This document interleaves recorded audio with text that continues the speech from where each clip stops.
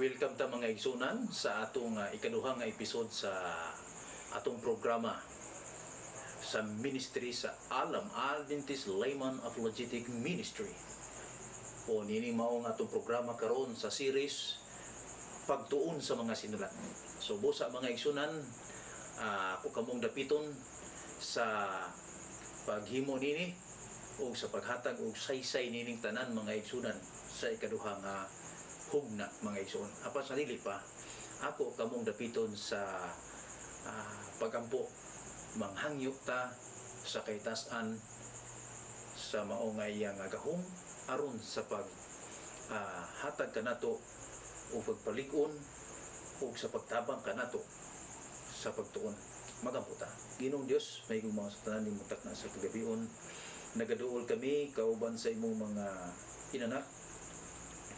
Palangini Ginoo kami samtang kami magtuon. Hinangta nga ang tanan nga mo pagkatuon karon masibo diha sa imong kabubuton. Palangin usab mga viewers, palangin usab ang tanan nga magkadaga subaybay nini o hatag og pagtagad nini Ginoo. Palangin mga supporters, palangin ang mga katawhan nga wala pa sa kamatuoran, sa Biblia nga kamatuoran ug sa Quran nga kamatuoran. Salamat Ginoo nga ikaw magapanalangin kanang tanan, tanan nga Kristiyano o tanan nga mga Muslim, tanan makatawhan nga imong gihatagan og pagtad og gihigugman nimo. Salamat nga ikaw natubos mo hangyo kanang minampo sa ngalan ni Jesus. Amen. Aron sa pagsugod mga igsunan ning atong suhito karon mga igsoon, pagtuon sa mga sinulat. Welcome kamo dai sa ato nga pagtuon sa mga sinulat. Kayo mo kalimot mag-isunan human sa inyong nga paglantaw nini. Palihog ko gi-share kung sikin sa man inyong angay nga share nini mga igsunan. O kung kamo aduna may mga adunay mga pangutana o angay pag-isgutan, palihog ko og text mga igsunan sa maong inyong mga pangutana gari kanako. Makita nyo diya sa atong screen ang atong cellphone number. O kung gusto mo makita sa atong mga episode magisunan ato ning i-download sa YouTube o makita nyo sa Facebook makisunan na dito mo adto mo sa atong account ito sa Alam Adventist Layman Apologetic Ministry. Makita nyo dito makisunan. I-search kayo sa Facebook o sa YouTube, makita nyo mga igsunan ang ato mga mga videos. So karon mga igsunan magsugod ta. Una, what are these writings that we need to study? What are these writings that we need to study? Nusa may mga sulat magisunan kinahanglan nato nga hisgutan makisunan o pagatunan. Unsa man kining mga sinulat nga angay natong tunan o angay natong may baw-an mga igsunan. So, this comprehensive study makisunan kining lapad nga pagtuon nga ato paghisgutan karon atong tun-an karon mga igsunan uban ni ako ninyo kay ato kining hisgutan mga igsunan. Mga sulat nga napatik sa unsa man sa Quran nini o sa Biblia. Kini mga igsunan both these books have a truth. So kinahanglan nato hisgutan ni sa makisunan. Doon may mga kamatuoran dinhi, kinahanglan gyud nato nga pagahisgutan. Naiuban nga nag-ingon nga kining Biblia dili na angay paghisgutan kay sunod mo ning tao. O kini dili angay hisgutan tungod kay sinulat ni sa dili wala mailhan nga tao. O dili wilnon nga tao mga igsunan.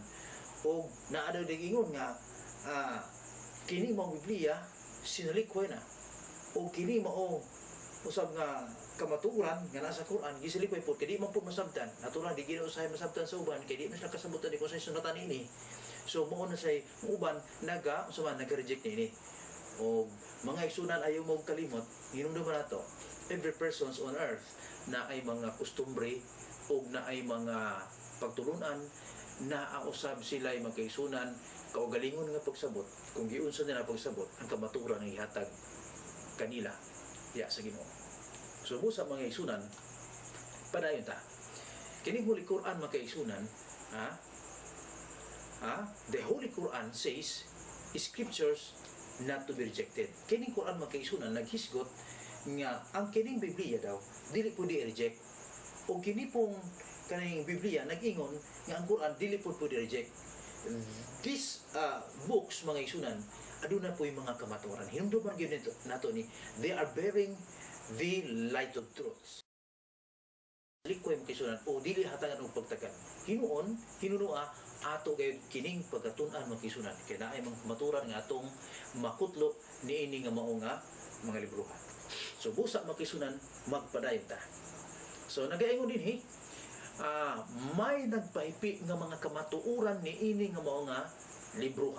So busa di nato nihatagan og pagtagan. Nining mao nga quarantine nga panahon mga isunan tungod dinhi nga pandemic mga isunan. Kumusta na mo ko diha?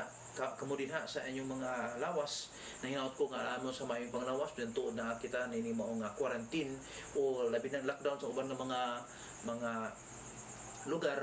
Pailuban nato ni magkaisunan. Iampo nato ni tanan sa Ginoo because this is now we are experiencing now the signs of the times, the pestilence. One of the sign of the times kining pestilences mag-isunan, kining sakit nga makadaot, makamatay. So busa stay at home, ayaw mo kabalaka, ayaw mo pasubo rag maayo, padiyos lagi mo kanunay.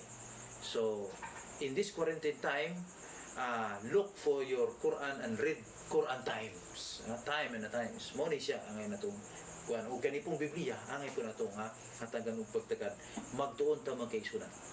So karon ato ning ipadayon. Hinumduman nato mga isunan nga ang pagtuon this comprehensive study nga atong pag-isutan mga isunan magahisgot usab ta kita niini mo nga pagtuon mga isunan how to study comparatively.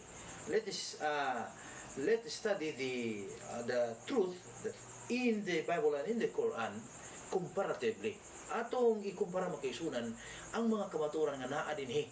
Atong isgutan ang kamatuoran dinhi o kamatuoran dinhi kumpara to kung nagkatakdo ba gyud sila or kung pulong ba gyud sa Ginoo. Actually magkaisunan this Quran holy o kinipod holy usab ni.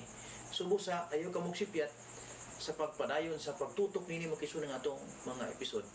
Kani atong programa pagtuon sa mga sulat kay dun na mo'y dako nga matun-an nini makisunan. Padayon ta. Ang uban nag-ingon nga ang balaan nga Quran lisod nga tun-an. Ug ang balaan nga Biblia dili matinud-anon. Na uban naghimo niya nga mga issue mga isunan. Pero sumala pa, niya ato pag-study mga isunan, there are methods on how to study the Bible. So, mga pamaagi sa pagtuon sa Biblia, atong iskutan ni siya, o there are methods on how to study the Quran. Na ay mga pamaagi unsaon pagtuon sa Quran mga isunan.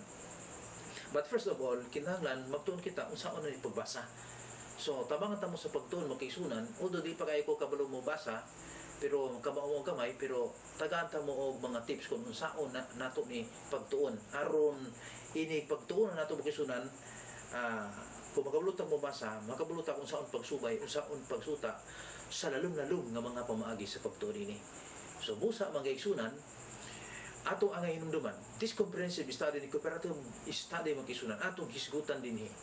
Una, select a Bible or Quran version for study that is faithful to the meaning contained in languages in which the Bible or Quran originally was written. And then, giving preference to translations done by a broad group of scholars and published by a general publisher above translation sponsored by a particular denomination or narrowly focused group mga igsunan. So muna angay natong hisgutan mga igsunan, mamili ta og Biblia o Quran nga version mga igsunan sa alang sa atong mga pagtuon aron mas hatagan tong pagtagad kung unsay tinuod nga meaning yun, lalo nga mga meaning nga naa na nagpahipi sa mga lengguwahe. Okay, sa Biblia o sa Quran, kani ako ang Biblia magkaisunan, daghang mga version. Kaning version nako mga isunan pod sa Quran, Abdullah Yusuf Ali. Si Abdullah Yusuf Ali mga isunan bago ra gid siya taon na matay. So, atong isgutan ng magkaisunan. And then, originally was written kung giunsa na siya pag sulat magkaisunan sa original nga pagsulat. So, and then aron makahata-hatagan kita og preference sa mga translations done by a broad group of scholars and published by a general publisher. Kinahanglan i-publish with mga igsunan sa general nga mga scholar nga publisher, mga igsunan nga tig-publish tig-patik. So above translation nga gisponsoran sa particular nga mga denominasyon. So mo nay atong hatagan og pagtagad dining atong kontuon. Subusa padayon ta. Hinumduman nato na exercise cannot care not to build major doctrinal points on one Quran or Bible translation or version. Muna ang ito hinumduman mga igsunan. So trained biblical scholars will use to Greek and Hebrew texts or the Arabic text, enabling them to examine variant readings of ancient Bible manuscripts as well. So sa Biblia mga igsunan, kinahanglan kita og ikonsidera niini. So mag-exercise kita magsunan sa doctrinal nga mga punto dinhi sa Biblia ug sa Quran mga igsunan. So sa mga version, okay, mo na nga itong hatagan og dako nga pagtagad mga igsoon og mga higala aron makahimo ta maka-examine tag maayo sa biblical text and Quran text mga igsunan. So ingon nga muni mga karaan nga mga libro. Okay, next mga igsunan, hinumduman kay nato kining mao nga bahin mga igsunan.